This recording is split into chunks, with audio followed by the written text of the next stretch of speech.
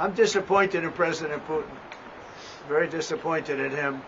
So we're going to have to look, and I'm going to reduce that 50 days that I gave him to a lesser number because I think I already know the answer what's going to happen. Hi guys, it's Seth. Welcome back to Warthog Defense. Well, it seems Ramzan Kadyrov took a surprise vacation from reality. Straight into the sea. Reports say he slipped past his bodyguards in Bodrum, Turkey, possibly aiming for a one-way swim. But don't worry, lifeguards were on standby to save the Warlord from himself. You just can't drown a drama that big. Ahmad Sila or Ahmad Power? It doesn't seem so. Chechen leader Ramzan Kadyrov's recent near-drowning in Bodrum is reportedly suspected to have been a suicide attempt. He is said to have slipped away from his bodyguards and entered the sea in a presumed one-way trip, but was saved by beach lifeguards. The VHK-OGPU Telegram channel reports on rumors around the incident which took place on the 24th July at the Turkish resort of Bodrum, according to local media. According to the channel, Kadyrov was alone on the beach at the time. The guards on the beach helped him, called an ambulance, and Kadyrov was taken to a private hospital. One of the TV channels showed Kadyrov's motorcade with an ambulance leaving the hospital grounds. A source noted that it was not his numerous guards who saved Kadyrov, but strangers. According to the source, nobody thought that he would go anywhere at all, let alone go to the beach, and the guards blinked. He was alone in the water, and apparently this is not accidental. According to the prevailing version, Kadyrov was not going to return from the sea, but his plans were interfered with by the beach security. The source says that recent reports about Kadyrov's alleged will support this version of events. It's claimed that Kadyrov has asked for his ally Adam Delimkhanov to rule Chechnya until his own son, Adam, currently 17, is old enough to take over. Kadyrov is widely reported to be seriously ill. According to VHK-OGPU, he may recently be experiencing serious pain. He requires strong substances. He moves with difficulty, so he almost never appears in public. He was shown on camera in several videos made on the eve of his departure to Bodrum. He clearly looks unwell, he is not shown in close-up, and he says little or nothing.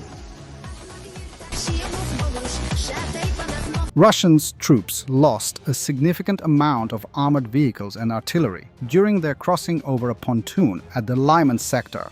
The photos were published on social media platform X by a Marine named Kriegsforscher. On just one crossing, the enemy lost a BM-21 Grad multiple rocket launcher system, as well as a 152mm Mestay B howitzer along with its tractor. Additionally, the pontoon saw the destruction of a BTR-82A, an all-terrain vehicle, a truck, and an infantry fighting vehicle or a truck that was towing the Mr. B. Some of the equipment was struck by FPV drones, while the rest was likely hit by barrel artillery, as indicated by the specific craters from the explosions. It is not specified which river the Russian forces were trying to cross. It is likely referring to the Jerebets River, which flows near the settlements of Zarykne and Torska. Recently, the crew of a tank of the 54th Mechanized Brigade reportedly knocked out a Russian tank with heavy anti-drone protection, known as a Shed, in close combat while repelling an assault near Siversk. The Ukrainian tank ambushed the enemy vehicle, which was clad in a heavy anti-drone superstructure, and opened fire from less than 100 meters. Judging by the nature of the explosion, a cumulative shell was likely used, which tore off part of the protection but did not disable the tank. The enemy vehicle retained its mobility and began to retreat. The further development of this rare tank duel is cut off along with the video, but according to the author, the enemy tank was destroyed by strike drones during its retreat. The Ukrainian tank scores a direct hit on a Russian Blyad-Barn 2.0 vehicle on the Eastern Front, forcing the crew to abandon it and retreat. A Russian Blyad-Barn is a sarcastic nickname used by soldiers and military watchers to describe hastily modified, poorly protected Russian armored vehicles, usually trucks or APCs, with giant metal sheds or cages welded on top. Supposed to stop drones or grenades, they often look ridiculous and fail in combat. The term mocks both the design and the desperation behind it, blyat, being a common Russian curse word. And a really short story about this Russian soldier. Signed the contract on April 7, 2025. Killed on April 13, 2025. That was quick. Call sign Speedy. Trump says he plans to shorten the 50-day window he previously gave Putin. I'm going to cut those 50 days down because I think I already know the answer, he told UKPM Starmer during their meeting in Scotland. Very well, but 5 times, and every time 4 times maybe, but we've had discussions, you and I have had discussions. Yeah. We thought we had that settled numerous times, and then President Putin goes out and starts launching rockets into some city like Kiev, and kills a lot of people in a nursing home or whatever. You have bodies lying all over the street. And I say, that's not the way to do it. So we'll see what happens with that. I'm very disappointed. I'm disappointed in President Putin. Very disappointed in him. So we're going to have to look, and I'm going to reduce that 50 days that I gave him to a lesser number because I think I already know the answer what's going to happen. Okay? Thank you very much. Meanwhile, Medvedev urged Trump to remember that any ultimatums toward Russia are a step toward war with the United States. Trump's playing the ultimatum game with Russia, 50 days or 10. He should remember 2 things. 1. Russia isn't Israel or even Iran. 2. Each new ultimatum is a threat and a step towards war, not between Russia and Ukraine, but with his own country. Don't go down the Sleepy Joe road. Unfortunately, we don't know how drunk he was when he wrote this. A German Navy signals intelligence vessel closely monitored Russian naval exercises in the Baltic Sea, according to a report by Russian sailors aired on the Russia 1 television channel. The German ship FGS Oste maintained visual contact with Russian warships as they carried out missions during the July storm drills held in international waters of the Baltic.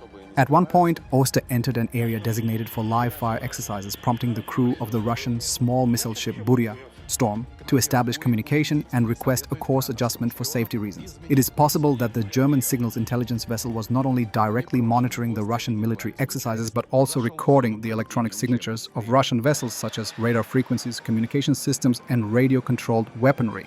FGS Oste, along with other ships of the Type 423 class, is equipped with advanced systems for intelligence gathering, monitoring, and data analysis across the electromagnetic spectrum. In the footage, during the observation, a Russian missile ship was preparing to launch surface-to-air missiles from the 3M-89 Palash system and was actively exchanging radio communications with other Russian Navy vessels. Additionally, it is known that one of the key focuses of the July storm drills was the deployment of a new type of weapon, naval strike drones. Russian unmanned surface vessels reportedly succeeded in sinking a mock enemy ship. Alongside the maritime drone, the exercises also featured FPV drones and as yet unidentified underwater unmanned vehicles. Their purpose and technical specifications have not been officially disclosed. Back in May 2024, the Russian Navy announced the formation of specialized naval regiments for unmanned systems, marking a new element in the structure of Russia's armed forces. These new units are expected to be equipped with a wide range of robotic technologies, including aerial, ground-based, surface, and underwater drones. Studying the control and data transmission frequencies of Russian unmanned systems, as well as the tactics and algorithms governing their use, could prove highly valuable for the naval forces of European countries as they prepare for potential confrontations in the Baltic region. Thanks for watching, and don't forget to subscribe. Also, if you want to support Warthog Defense, please become our member and get early access to new videos, exclusive members-only videos, and become administrator in comment section. The membership link is in the description. Rescues every day. We had a guy last week at 6 rescues in 6 days. You know, he's doing the job every day.